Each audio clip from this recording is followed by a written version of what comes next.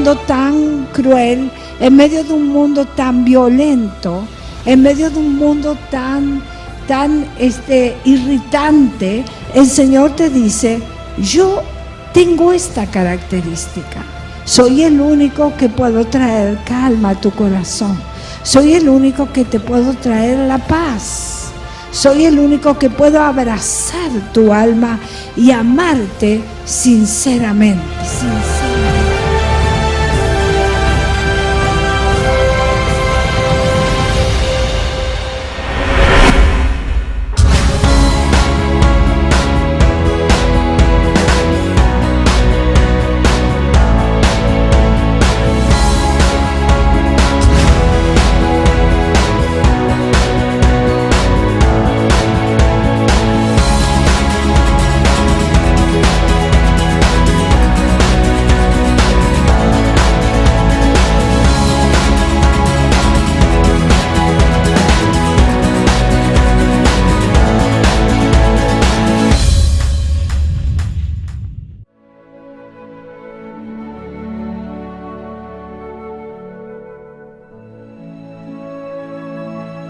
Hola, ¿cómo está? Este es el programa contando las historias, las experiencias de mi vida, y como usted ya ha seguido algunos programas, ha visto en capítulos anteriores cómo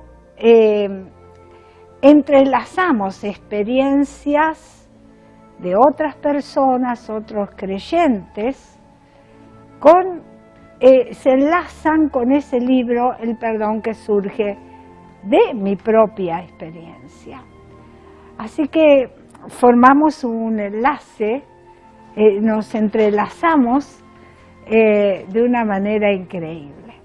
Y haciendo un repaso de otros programas, uno va pensando y va analizando, y como recibo sus noticias, recibo sus opiniones, cómo les ha impactado a algunos de ellos, algunos testimonios, en general todos, ¿no? Pero quiero enfatizar dos en este programa, porque quiero avanzar en ese tema hoy. Por ejemplo, es interesante ver cada uno de ellos atravesar tristezas, experiencias de todo tipo, sinsabores, desesperanzas, temores, miedos. Atravesaron experiencias realmente muy fuertes. Es interesante porque ellas manifestaron atravesar esa experiencia de la culpa, que es un sentimiento, un sentir, algo que está enraizado en el ser humano, pero que de algún modo se agudizó ante esta experiencia.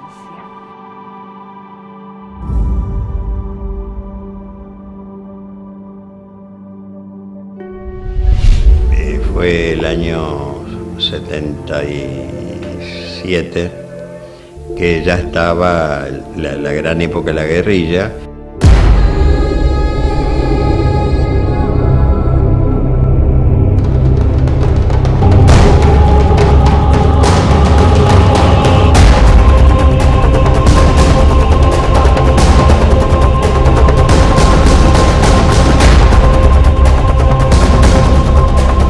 Y en ese momento Clide va a salir con toda la familia, mi suegro, mi suegra, los tres chicos, a la óptica, cuando venían persiguiendo a alguien. Cuando Clide arranca con el auto, esta gente que venía persiguiéndolo, de los cuales uno de ellos, creo que un agente policial, presumió que era alguien que estaban buscando y que pertenecía a la guerrilla, y entonces comenzó a disparar al auto, y ahí se produce el desenlace de mi hija Eugenia y de Clide, con un accidente muy muy fuerte en su pierna.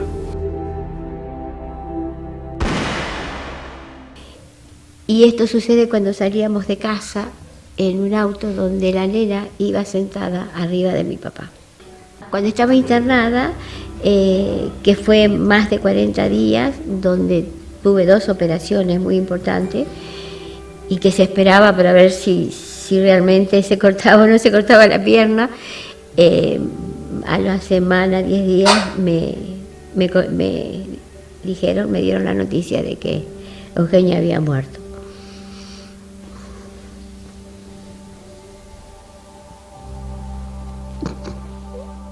Me culpaba de la situación, porque si yo no hubiera ido, era una víspera de Reyes. Ajá. Y era el 5 de enero. Y si yo no hubiera ido a la óptica fuera de horario, no hubiera sucedido eso, supongo.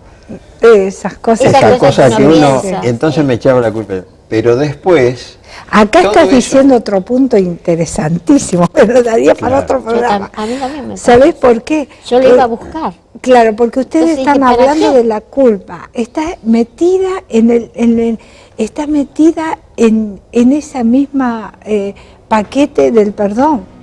Uno dice, es otra área de nuestra vida, ¿te das cuenta?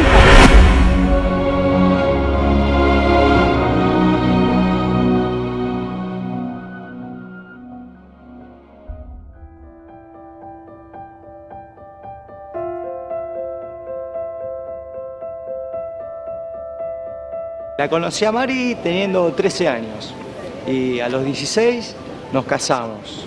Íbamos a la misma escuela y vivíamos en el mismo barrio, así que nunca pensé en casarme. Tan joven. Sí, de casarme, pero no tan joven. Así que hace 34 años que estoy casado. Tuvimos a Vanessa, nuestra primera hija. Después vino Verónica, Florencia y Rocío. Y bueno, fueron pasando algunos sucesos en nuestra vida.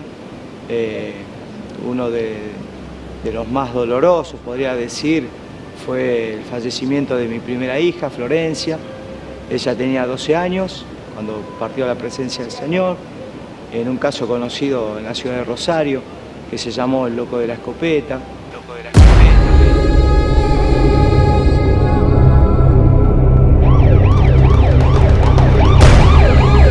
El impacto del disparo de escopeta destrozó parte de uno de los vidrios del colectivo, impactando en el cráneo de Florencia Rubino, de 12 años, quien regresaba a su casa luego de reunirse con compañeras del colegio.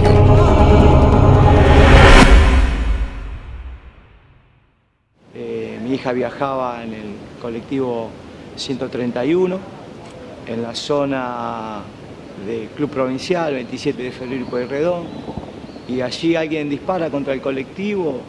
Mi hijita iba sentada detrás del conductor, en el asiento de una sola persona. Yo me sentí muy culpable. Yo tenía mucha culpa conmigo porque decía, si yo no la hubiera dejado ir, si no le hubiera dado permiso, ella estaría hoy acá. Entonces tenía mucha carga, mucha culpa. Yo no me perdonaba. Creo que llegué a perdonar primero a la persona que le hizo esto a mi hija y después me perdoné yo. Porque yo decía, ¿qué pecado tengo? Que repercutió en ella. Miles de cosas que uno... Llegué a pensar de decir, bueno, me tiro a la cama y no me levanto más. Por eso en este programa quiero contarle un poco acerca de este tema. Vamos a ampliar este tema porque quizás usted mismo está atravesando este sentir, este sentimiento de la culpa. Déjeme un momentito, espere un segundo, enseguida llego con usted para hablarle acerca de la culpa.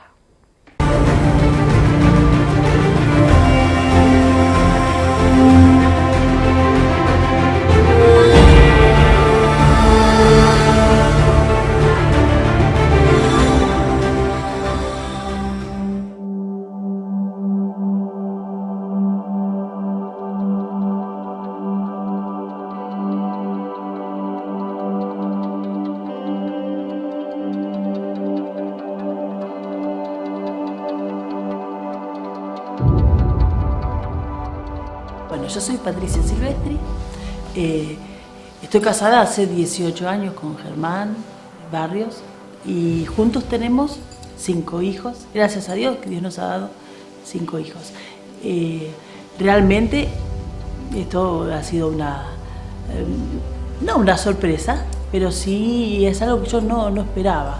Nunca pensé que iba a tener una familia tan numerosa y doy gracias a Dios por eso. Bueno, uno de los episodios más importantes que nos tocó vivir con Germán y por supuesto a mí en particular con nuestros hijos es lo que tiene que ver con Daniel y el accidente que él tuvo. Fue un accidente bastante fuerte, él se cayó de un tercer piso. A los 4 años yo estaba jugando acá en mi casa, en el tercer piso del edificio, y fui al lavadero de mi casa y tenía un pajarito en una jaula afuera de la ventana. Y yo agarré como esto para querer mojar al pajarito y me subí a la cornisa de la ventana y yo empecé a caminar y me caí en el patio de la casa de mi tía Claudia, que estaba abajo en el primer piso. Yo me caí, recuerdo que había unas bicicletas, un lugar para la pileta de lavarropas y estaba el tender. Yo me caí en el medio. Y esto fue muy, muy fuerte para nosotros. Y para mí en particular, ese momento, yo estaba dando de mamar a mi cuarta hija. Ella era bebé, recién nacida, tendría 2 meses más o menos. Y le estaba dando de comer, ella todavía amamantaba, y era la hora de la siesta. Ya Rafaela, que tenía 1 año, ya estaba ella durmiendo la siesta, Guido también.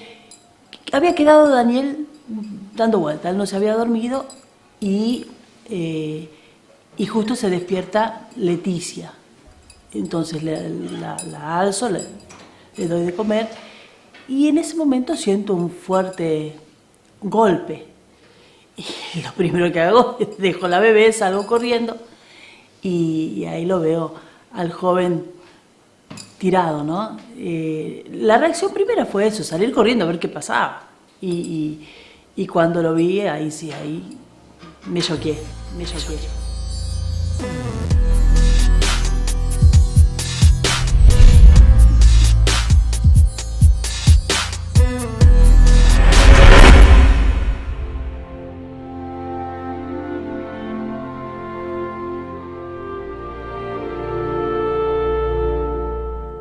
Creo que han pasado los tiempos y la persona, el individuo, realmente atraviesa ese sentir de la culpa. Por alguna razón, por una u otra razón, ahí está la culpa. Hoy tengo a Patricia, es mi tercera hija. Hola, ¿cómo estás, Pati? ¿Cómo estás? Dios te bendiga. Y Patricia atravesó un tiempo, como usted vio el video, un momento también que le significó para su vida. Y fue una experiencia muy fuerte y para claro, nosotros, para la casa en general.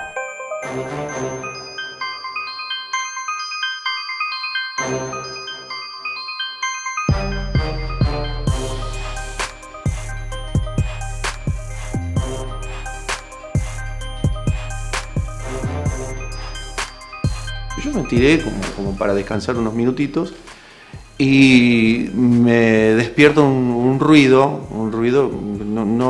no sé si el ruido era de la caída, porque la caída fue bastante ruidosa, de tal manera que inclusive los vecinos, los que viven en el mismo edificio se dieron cuenta de eso, o Patri, que me decía algo así como que algo había pasado, me pegó un grito, qué sé yo. Entonces lo que hago es correr a ver qué pasaba y voy para el lavadero y ahí me asomo por la ventana del lavadero y veo que estaba Daniel tirado en el piso de abajo, la planta baja. No, yo me asomo y lo veo caído y a la vez viene Federico, que él estaba en su casa, porque él cae al primer piso, que es la casa de mi hermano. Yo le pegué el grito que no lo toque, que lo deje ahí tirado en el piso. Y él estaba desnudo, tenía calzoncillito nomás puesto. Y bajo por las escaleras corriendo y cuando yo llego a él, ahí se larga a llorar y si pega los gritos que me duele la cola, decía él. Pero yo no veo nada, no veo sangre, no veo cortes, no veo nada y lo levanto. Y ahí me cambio yo y digo, bueno, vamos, me lo llevo a que lo vean, porque fue un golpe, pero él no tenía nada, más que este dolor que él decía. Bueno, y trato de explicar que la situación era medio complicada, que se me había caído y no me entendían. Hasta que por ahí una doctora entiende que este chico había caído en altura. Entonces le dice a los demás, cayó de altura, 9 metros, 8 o 9 metros de altura. Vamos a inmovilizarlo. Y traen ahí una de esas camillas donde le ponen le ponen cintos por varios lugares, lo dejan inmovilizado y empiezan a hacerle todos los estudios. Ahí estuvimos un buen rato. Y bueno, le empiezan a hacer todos los estudios, ecografía, daba todo bien, había, órganos internos bien. Y en un momento de la tarde-noche, le hacen una tomografía, ¿no? Bueno, lo llevan a terapia y está un buen rato. Había una pareja de traumatólogos que lo estaban viendo. Había venido el neurólogo, había otros médicos también detrás de él, pero ya el tema fue, los traumatólogos tienen que ver qué pasa. Habían descubierto que se le había quebrado la cabeza del fémur o la cadera. Y se había roto y eso no se le pone yeso, hay que hacer tiene esto un nombre, pero bueno, hay que afirmarlo con clavos, con metales. Y ahí nos explican que hay que hacerle una operación. La operación no se la hacen esa noche, nos dicen que él se va a quedar acá en terapia y mañana en la mañana lo programamos y lo vamos a ver. Bueno, vinimos a casa. Bueno, yo recuerdo no dormir bien. Esos días fueron muy difíciles porque yo me sobresaltaba de pensar o de imaginarme lo que podría haber sido. Una de las cosas que yo recuerdo haber hablado con los traumatólogos es que nadie se cae de altura y cae medio inclinado y de cola. Caes para adelante, caes de cabeza, de espalda, pero medio sentadito, no.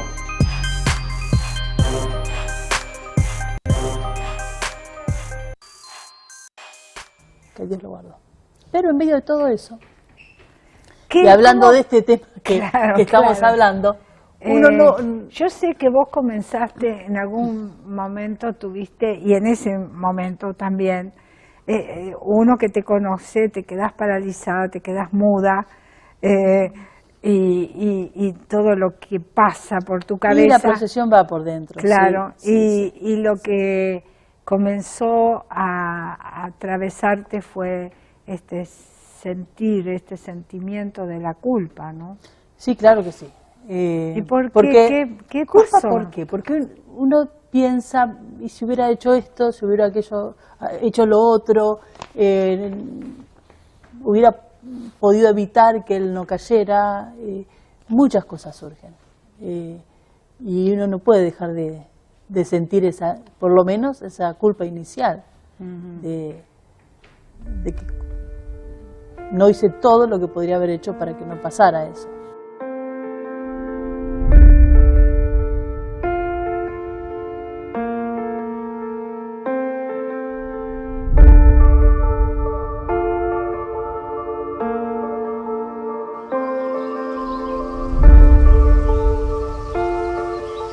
Bueno, todo el proceso fue bastante bravo.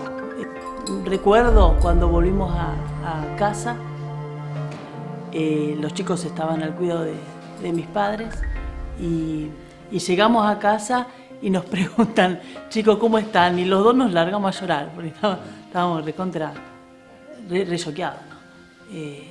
Eso igual fue un proceso muy largo porque al otro día vamos y nos cuentan bien cómo va a ser la operación y delante nuestro, él en una camilla,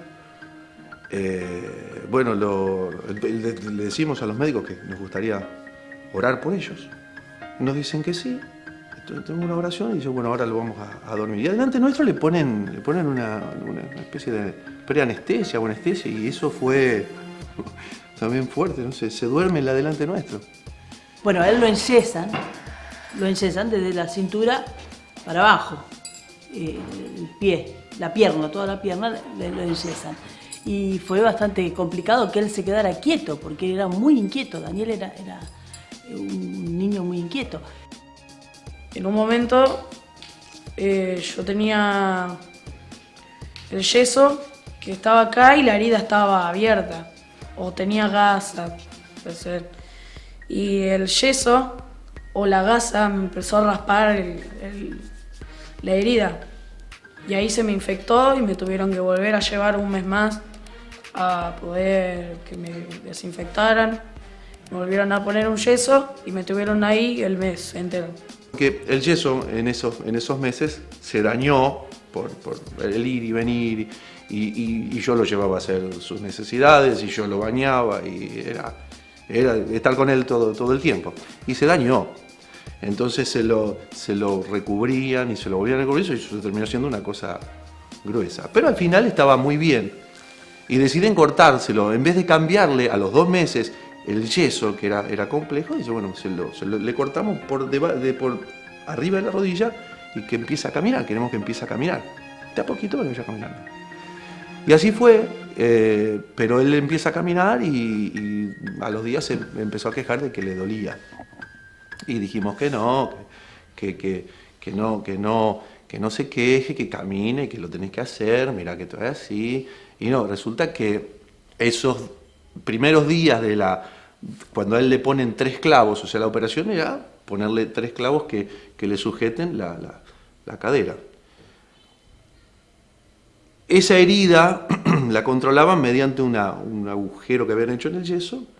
Se sacaba, se ponía, y en un momento no hubo que sacarlo más y ahí quedó con gasas del lado de dentro, gasas en vez de algodón. Y la gasa, cuando él empieza a moverse, le hizo un efecto que raspaba y le dañó esa herida. Así que a los no sé cuántos días de empezar a caminar, eso que se movía le causó una infección. Y el traumatólogo que estaba de guardia le abre eso y se nota que ahí estaba pus, rojo, bueno, el peligro de que al él tener los clavitos, por ese clavo vaya la infección al hueso, era complejo, así que bueno, vuelven a ponerle después de la operación todo un yeso de vuelta como al principio, y ahí había que esperar un mes más para sacárselo. Y bueno, el médico siempre decía, los chicos no necesitan rehabilitación, se les saca el yeso y él vuelve a vida normal, y así fue. Y después salí, y cuando, gloria a Dios, yo pude caminar. Salí, yo estaba re contento, podía, no sé, jugar a la pelota. Y lógicamente uno se preguntó, bueno, ¿qué pasó, no? Lo primero que a uno le surge, bueno, si hubiéramos hecho esto, aquello, lo otro, hubiéramos... la ventana hubiera estado cerrada, sí. Bueno, son cosas que a uno le surgen en el momento, ¿no? Pero después, lo que sí entendimos que ángeles están alrededor nuestro y defienden a nuestros hijos, ¿no?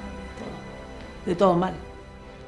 Yo recuerdo la mañana que nosotros volvemos a casa y estaban los pastores acá cuidando a la otra purretada. Y una de las expresiones que tuvo la pastora era que por alguna razón él va a esa ventana, ¿no? Y hace lo que hace, pero que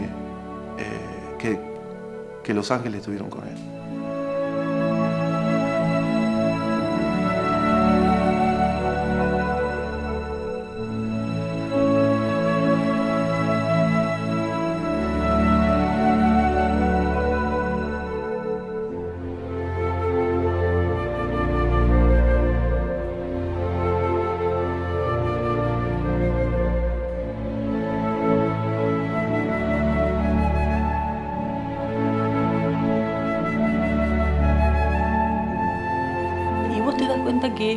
que no podés abarcar todas las cosas, estar en todas,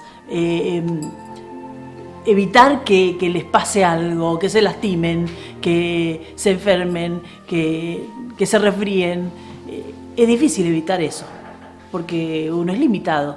Entonces ahí está donde uno entiende el cuidado del Señor, descansar en el cuidado del Señor.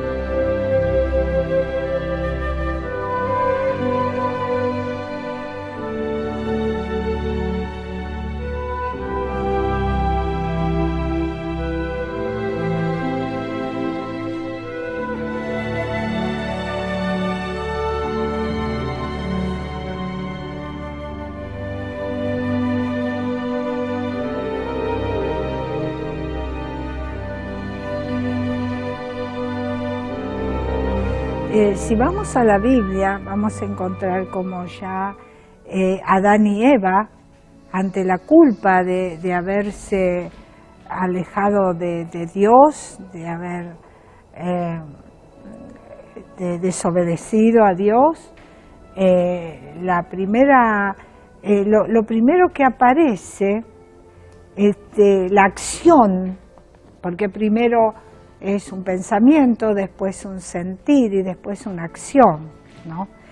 Y ellos piensan, primero piensan que están desnudos, entonces se hacen delantales y la culpa los lleva a esconderse de Dios, ¿no? Hay una reacción por la culpa, algo bien determinado.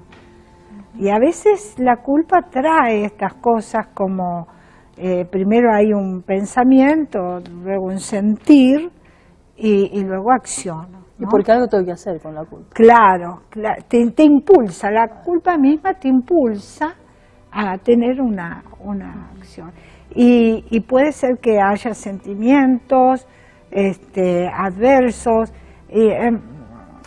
entre ellos amarguras y surgen un montón de sentimientos que se establecen ahí en el área del alma y después uno acciona, o tiene mal carácter o a veces uno, ¿por qué siempre hace lo mismo? Reacciona según las circunstancias, reacciona siempre igual, de una determinada manera, y uno dice, ¿por qué acciona así? No, casi que no tiene claro por qué lo hace, pero es porque al estar ese sentir sin resolver, entonces es como que se te enquista en tu ser, ¿no? Y entonces ahí lo vemos clarito en Adán y Eva, y quizás usted mismo está atravesando o haber vivido situación donde siente la culpa, y a veces no solamente por algo que me haya sucedido o que yo esté directamente involucrado, sino que otros te hacen culpable. Yo tuve esta experiencia de que especialmente la culpa como manipulación. Manipulación, la culpa como manipulación, exactamente. Te hacen culpable de cosas que vos no tenés nada que ver, pero para manipular tu vida. Y cuando el otro es más sensible, cae y comienza a adquirir esa culpa. Y entonces tiene una determinada característica, adopta una determinada personalidad, o suele suceder el hecho de que yo no puedo, yo no soy capaz, ¿no? Y es una reacción de la culpa, ¿no? Yo no soy capaz, yo no puedo. Y especialmente cuando hay en la familia personas mayores, y entonces con los hijos, Que no me venía a visitar. Que no me venís a visitar, que no me atendés, que no esto, que no lo otro. Y a veces los hijos tienen también su propio desarrollo y no es que lo abandonan, pero para el anciano nunca es basta. Nunca cubrís toda la necesidad, ¿no? Siempre hay siempre hay deuda de amor, ¿no? Claro, siempre hay algo que se puede hacer. Siempre hay algo que se puede hacer. Pero hay veces que el anciano culpa al hijo de que no lo atiende suficiente, o que no está todo el día con él, o que no lo pasó a saludar, o porque, bueno, tantas cosas, ¿no? Yo creo que acá entonces hay diferentes podemos formas. hacer o plantear dos aspectos. La culpa real, porque hay una culpa real que tiene que ver con el pecado cometido. Bueno, de ahí vamos, después vamos a ir, porque yo quiero primero que muchos quizás están atravesando situaciones similares y la culpa aparece y uno se pregunta por qué la culpa aparece, ya sea por eso, digo, de afuera o algo que yo sea directamente protagonista. ¿Por qué aparece? Porque el hombre tiene en su vida natural como una genética de la culpa por el hombre caído. Nuestros primeros padres se apartaron de Dios y entonces cae sobre toda la humanidad la culpa del pecado por haberse apartado de Dios, lo que se le llama el pecado original. Entonces eso está en el hombre, en todo ser humano está. Ese niñito que recién nace, eso está, como esa semillita, ¿no? Por eso la importancia de Jesús. La importancia de Jesús, que Él viene a quitar especialmente esa semillita, desarraigarla de la persona, sacar esa semillita de la culpa, ¿no? Entonces es fundamental, lo que el Señor saca es la culpa. Es fundamental entender esto. Entonces, y vamos a ver muchas historias en la Biblia que hablan acerca, Caín y Abel, por ejemplo, y ahí está, Caín mató a Abel, y bueno, ahí hay otros aspectos, ¿no? De Caín y Abel, ¿por qué lo mató al hermano y esas cosas? Pero lo mató y después tiene la culpa, ¿no? Y hay otro episodio en la Biblia que es el ciego de nacimiento, y hay una culpa social. Me gustó esa palabra, sí, ahí la culpa padecía de los judíos que tenían como concepto, un concepto social, claro, social de que en la culpa pasaba de generación en generación. Jesús viene a revertir eso. Que los discípulos preguntan, ¿quién pecó? ¿Él o sus padres? Claro, para que estuviera ciego así. O sea que por causa de la culpa de los padres el chico estaba ciego, ¿no? Y eso realmente Jesús también lo viene a revertir. Y ya la Biblia lo anuncia. Y Jesús el pecado dice, no es por culpa, claro, es para que la gloria de Dios se manifieste en él. Claro. Y entonces, por eso digo, hay una genética, hay una semillita en todo ser humano que es depositada por causa de haber desobedecido a Dios, que es la culpa. Pero Jesucristo nos libera de la culpa. ¿No? Entonces, ese es el punto tan importante que tenemos que tener en cuenta a la hora de pensar en la culpa. Ya después vamos a ver un poquito más al final del programa, cerrando este programa, cómo podemos librarnos de esto, ¿no? Pero es lo que ocurre, ese es el panorama. Yo creo que no hay persona en el mundo que no padezca la culpa, y quizás usted lo esté padeciendo en este momento. Te dice, yo soy culpable. En algún sentido es útil sentir la culpa. Sí.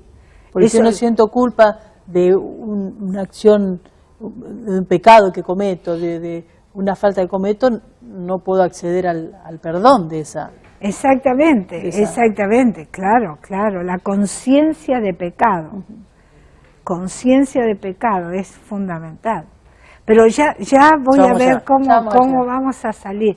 Yo quiero pensar juntamente con vos, que vos tuviste esta experiencia también, como quizás alguno ha padecido, papás que también han tenido situaciones trágicas similares con sus hijos y sienten culpa. Como el matrimonio Grillo, el matrimonio Rubino, claro. Que bueno, si no hubiese salido, si no hubiese hecho esto, no le hubiera dado permiso para ir. Claro, si no es bueno, pero uno vive cada día y esas cosas suceden, pero aparece el tema de la culpa, ¿no? Siempre está ahí presente. Y quizás usted esté padeciendo este tema. Yo quiero contarle que hay salida para la culpa, porque la culpa llega a atormentarte de tal manera que puedes entrar en estados depresivos, puedes atravesar enfermedades por causa de la culpa, pero puedes salir de la culpa, ¿no? Así es. Así.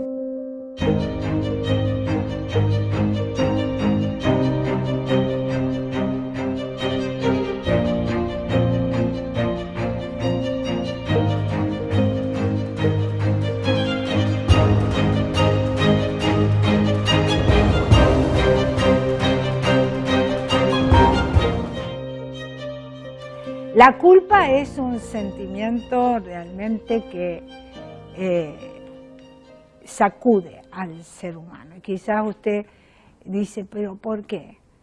¿Por qué? Y hay situaciones que están en su vida como enfermedades que le golpean. Y yo no pude, y quizás por algún ser querido que ya partió a la presencia de Dios, y usted dice, yo si hubiese podido hacer, pero no está, y dice, pero y tengo esa culpa, y tantas experiencias como la que hemos visto en este programa, y muchas más, como la de usted también. La culpa es un sentir, es una experiencia universal. Creo que todo el mundo atraviesa, insisto, la culpa. Lo cierto es que yo no me tengo que quedar toda la vida con esa culpa. Dije hace un momento con Patricia, es bueno que permitamos que esa semilla de la culpa que está en nosotros sea arraigada, salga de nosotros. ¿Y cómo esto es posible? A través de la obra de Jesús en la cruz. Cristo murió en la cruz por nuestros pecados. Dice que nosotros teníamos labrado un acta que éramos culpables por causa del pecado. Y algunos dicen, no, que los creyentes con eso de la culpa, es que si usted se analiza va a ver que vive usted, insisto, con la culpa cada día. Aunque reniegue de esto, está ahí. Y mi pregunta es, ¿para qué usted va a seguir toda su vida con ese sentir? ¿Para qué va a estar con esta mochila tan pesada de la culpa, aunque no lo reconozca, que está presente en su vida? Hay muchas personas que la niegan, no reconocen que la culpa está en su vida. Y es un gravísimo problema porque no lo puede resolver. Y usted acarrea otros problemas por causa de esto.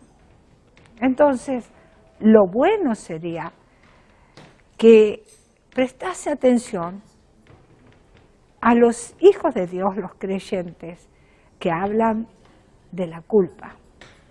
Porque aquellos que niegan la culpa, que niegan que no quieren. Dicen, no, estos creyentes que hablan de la culpa. La realidad es que está diciendo, yo no tengo pecado.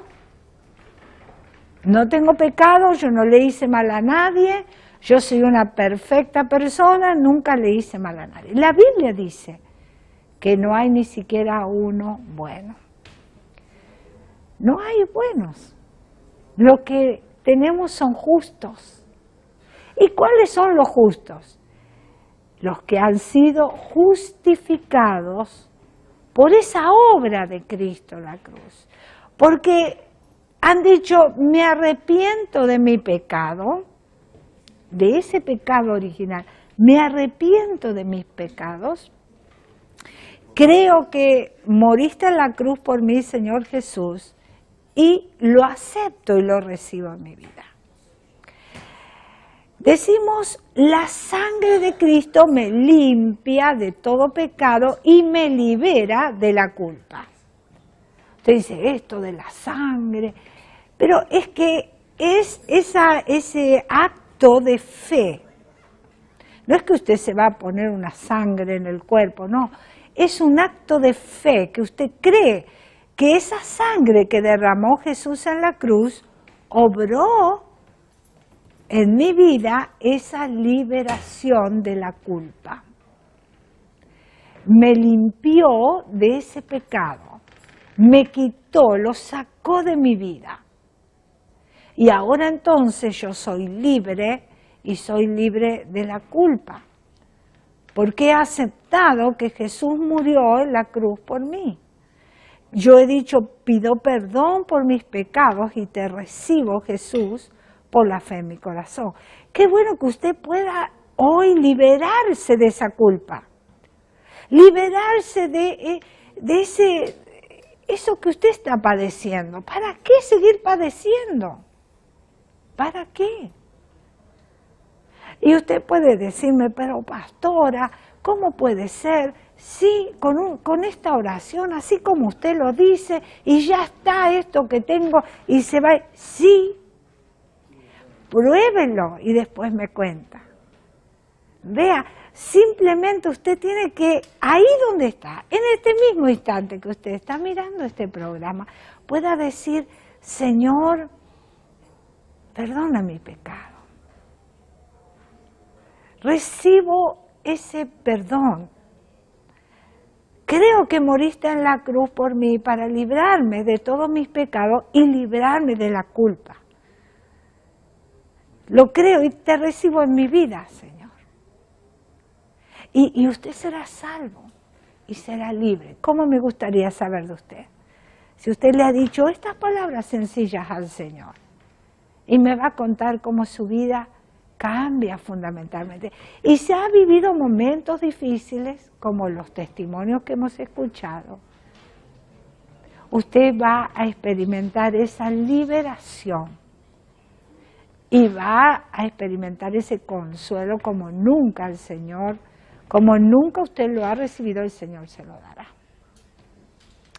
Me va a contar experiencias maravillosas, porque Jesús es extraordinario. El Dios de los cielos nos ama tanto que nos dio a Jesús para que nosotros podamos ser libres de la culpa. Libérese hoy mismo de ese flagelo tan terrible, la culpa. Libérese. En Jesús hay perdón y hay liberación. Y nos despedimos hasta un nuevo programa, contándole otras experiencias. Pues yo tuve que tomar esta decisión en mi vida. Las contamos, contándoles experiencias, pero realmente son experiencias que han marcado mi vida, han transformado mi ser y han hecho una mujer feliz, una mujer de paz, una mujer de gozo, con Cristo en el corazón. Los veo en un próximo programa.